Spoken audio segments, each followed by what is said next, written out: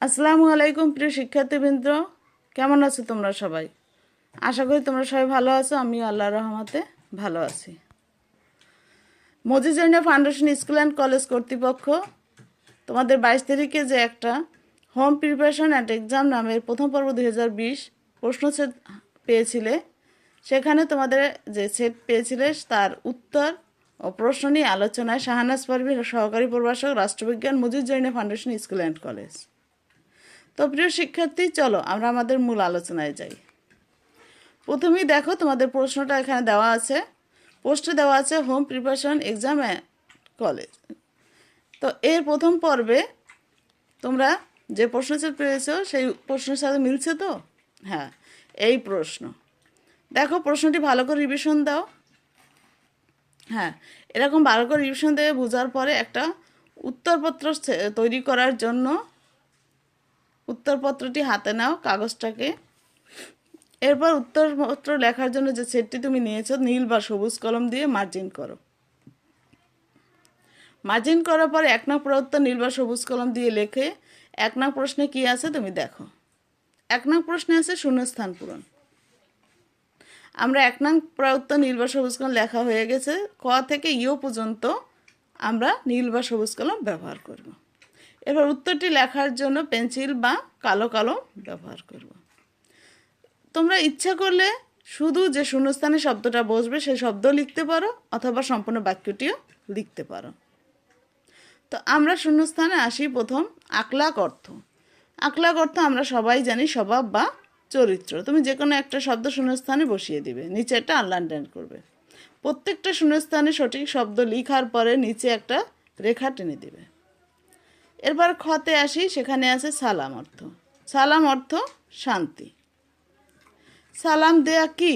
তোমরা সবাই জানো সালাম দেয়া সুন্নাত।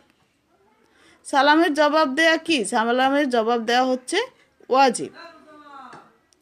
এরপরে বলো আমাদের সবচেয়ে আপনজন কারা? আমাদের সবচেয়ে আপনজন হচ্ছে আব্বা আম্মা।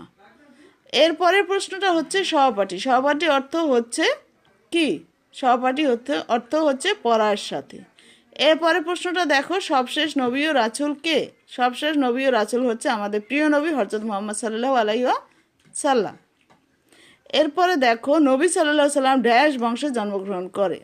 আমরা সবাই জানি মহানবী সাল্লাল্লাহু আলাইহি সাল্লাম কুরাইশ বংশে জন্মগ্রহণ করেন। মহানবী সাল্লাল্লাহু আলাইহি সাল্লাম ছোটবেলায় কেমন ছিল? আমরা সবাই জানি মহানবী সাল্লাল্লাহু আলাইহি সাল্লাম ছোটবেলায় কি ছিল? শান্ত শ্রেষ্ঠ ছিল। এরপরে আমরা প্রশ্নটা কি হচ্ছে, মহানবী সাল্লাল্লাহু আলাইহি সাল্লামের দাদার কত বছর বয়সে মারা যান? আমরা জানি মহানবী সাল্লাল্লাহু আলাইহি সাল্লামের দাদা কত বছর বয়সে মারা যান? এর দাদা তোমরা সবাই জানো তো কত বছর বয়সে মারা যান? মহানবী সাল্লাল্লাহু আলাইহি সাল্লামের দাদা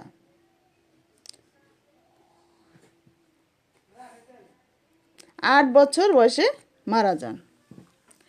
এরপরে সঠিক উত্তর 2 নং প্রদত্ত নীল বা সবুজ কলম ব্যবহার করবে, তারপর এক লেখে উত্তর লিখে লিখবে। তা আমরা প্রশ্নটা শুনি। প্রশ্নটা হচ্ছে, কার পদতলে সন্তানের জান্নাত? তোমরা সবাই জানো মায়ের পদতলে সন্তানের জান্নাত।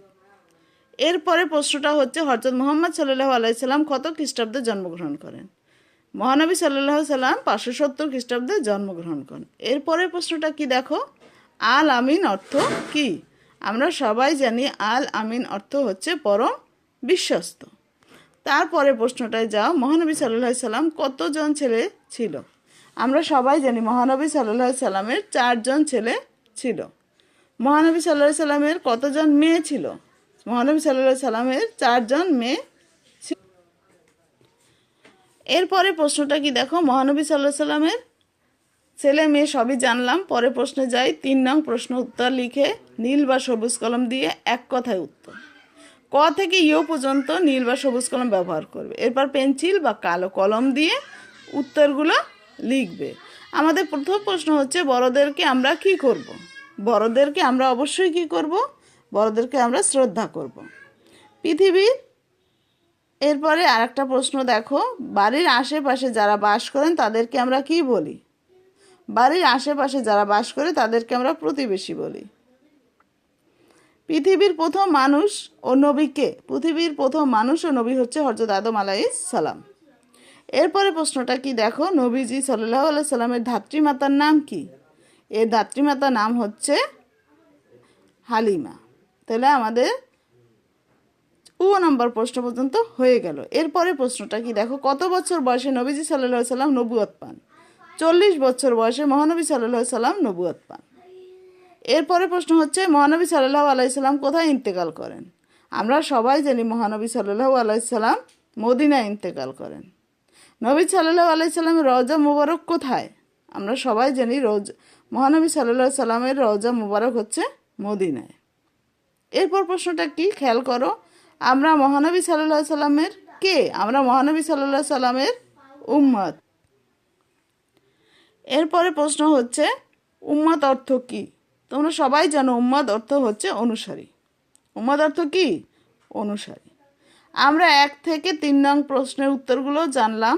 প্রত্যেকটা প্রশ্নে যে ক থেকে যত পর্যন্ত আছে প্রশ্নগুলো ভালো করে দেখে রিভিশন দিয়ে উত্তর লেখার পরেও কিন্তু তোমাদের শেষ না, কারণ উত্তর লেখার পরে কোনো ভুল হয়েছে কিনা, কাটাকাটি হয়েছে কিনা, এবং কি নির্ভুলভাবে লিখছো কিনা, ঠিকঠাক মার্জিন করছো কিনা, আবার ভালো করে রিভিশন দেবা।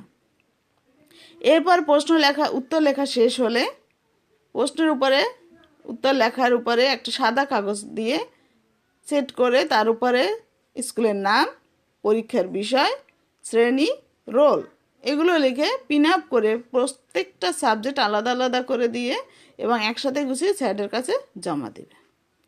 এতক্ষণ তোমরা যে উত্তর ও প্রশ্ন সম্পর্কে আলোচনা শুনলে এই জন্য তোমাদেরকে আমি ধন্যবাদ দিচ্ছি। সাথে সাথে তোমাদের অভিভাবকবৃন্দকেও ধন্যবাদ দিচ্ছি, কারণ তারা যদি তোমাদের সাহায্য না করতো তাহলে এই ক্লাসটি দেখার বা বোঝার বা শোনার তোমাদের কোনো উপায় ছিল না। তাই অভিভাবকবৃন্দ সহ তোমাদের সবাইকে আন্তরিকভাবে ধন্যবাদ দিচ্ছি আমার ক্লাসটি ধৈর্য সহকারে দেখার জন্য, বোঝার জন্য এবং উত্তরপত্রটি সঠিকভাবে রেডি করার জন্য। আসসালামু আলাইকুম। তোমরা সবাই ভালো থাকবে। আল্লাহ হাফেজ।